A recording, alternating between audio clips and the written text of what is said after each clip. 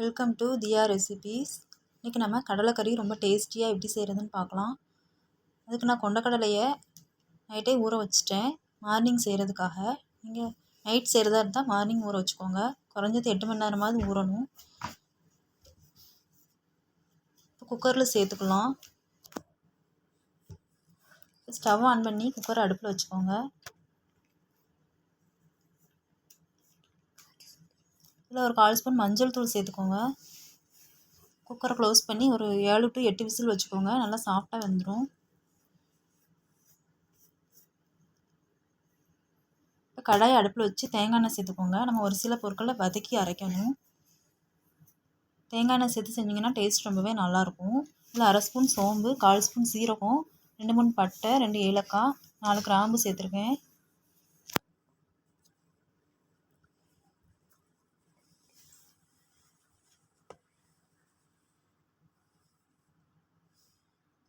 இப்போ இதில் ஒரு பெரிய வெங்காயம், ஒரு மீடியம் சைஸ் தக்காளி, கொஞ்சமாக கருவேப்பிலை, 4 வெள்ளைப்பூடு, ஒரு சின்ன துண்டு இஞ்சி சேர்த்துக்கலாம். இது எல்லாத்தையும் சேர்த்து வதக்கிக்கோங்க. நல்லா வதங்கணும்னு அவசியம் இல்லை, பச்சை வாசனை போகிற அளவுக்கு வதங்கினா போதும்.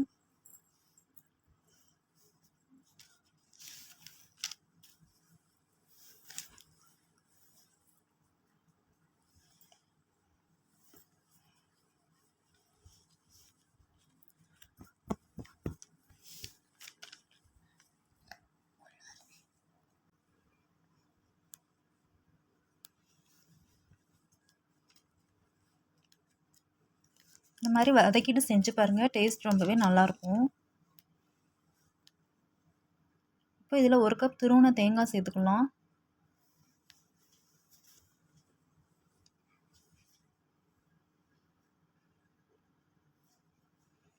தேங்காயும் ரொம்ப வதங்கணும்னு அவசியம் இல்லை, லைட்டாக வதங்கினா போதும்.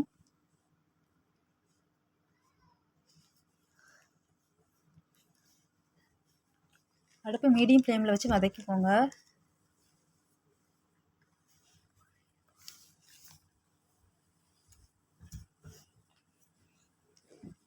இப்போ இதில் ஒரு 1/4 ஸ்பூன் மஞ்சள் தூள்,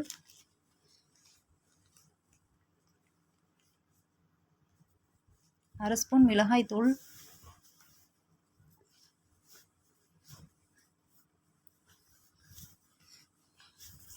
3/4 ஸ்பூன் மல்லித்தூள் சேர்த்து வதக்கிக்கோங்க. வதக்கிட்டு ஸ்டவ் ஆஃப் பண்ணிடுங்க.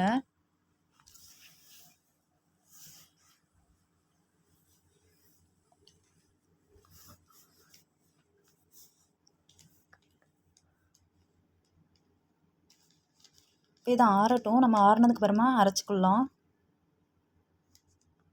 இப்போ தாளிக்கிறதுக்கு கடாயை அடுப்பில் வச்சுட்டு தேங்காய் எண்ணெய் சேர்த்துக்கோங்க. எண்ணெய் சூடானதும் ஒரு பிரிஞ்சி இலை, ஒரு பெரிய வெங்காயம், ஒரு பச்சை மிளகாய், ஒரு மீடியம் சைஸ் தக்காளி சேர்த்துக்கோங்க.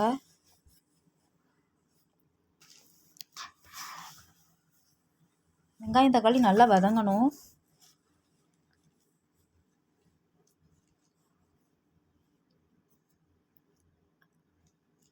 வெங்காயம் தக்காளி வதங்குறதுக்கு கொஞ்சமாக உப்பு சேர்த்துக்கலாம்.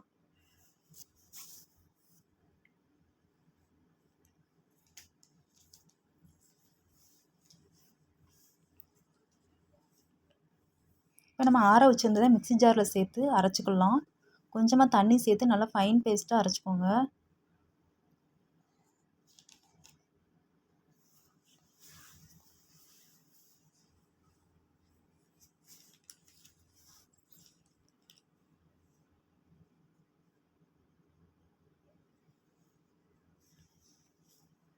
இந்த மாதிரி நல்லா ஃபைன் பேஸ்ட்டாக அரைச்சி எடுத்துக்கோங்க.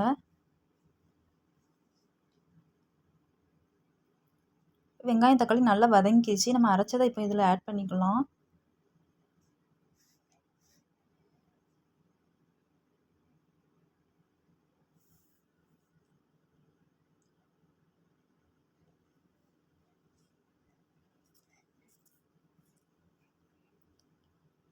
மிக்ஸி ஜாரை அலசி தண்ணி சேர்த்துக்கலாம்.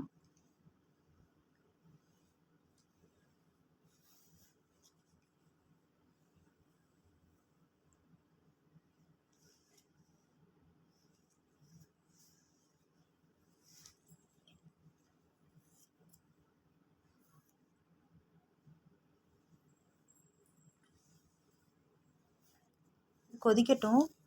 இப்போ வேக வச்ச கொண்டக்கடலையை இதில் சேர்த்துக்கலாம். நல்லா சாஃப்டாக வெந்திருக்கு.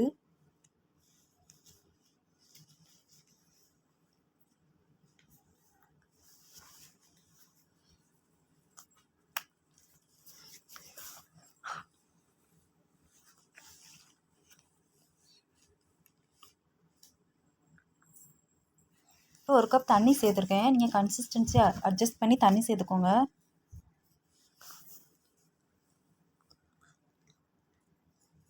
இதுக்கு தேவையான உப்பு சேர்த்துக்கலாம்.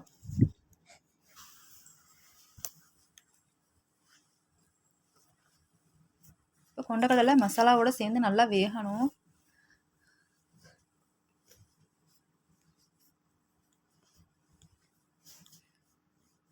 பாருங்கள், நல்லா எண்ணெய் பிரிஞ்சு வெந்துருச்சு.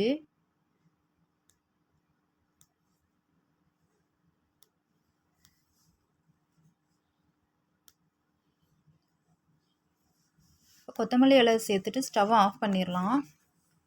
இது எல்லா டிஃபனுக்கும் வச்சு சாப்பிட ரொம்பவே டேஸ்டியாக இருக்கும்.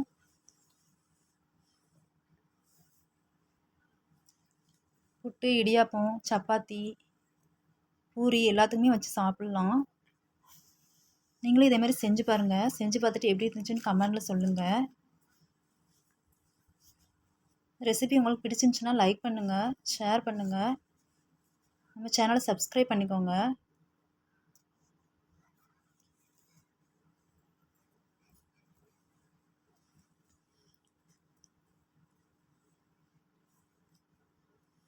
Thank you.